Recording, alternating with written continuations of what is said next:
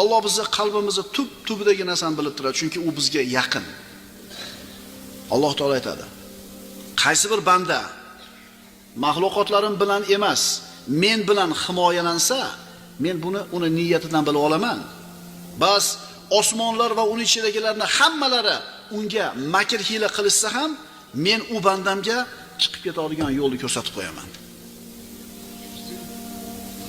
Qaysi bir banda men bilan emas, biron maxluq bilan himoyalansa, akasiga ishonsa, tanishiga suyansa, puliga ishonsa, men bilan himoyalanmasdan maxluqlarim bilan himoyalansa, men buni uning niyatidan bilib olaman.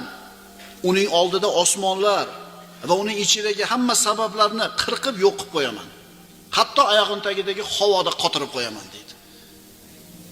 Kimdan himoya so'raymiz? Va sababini qilamiz. Alloh deymiz, keyin sababini qilamiz.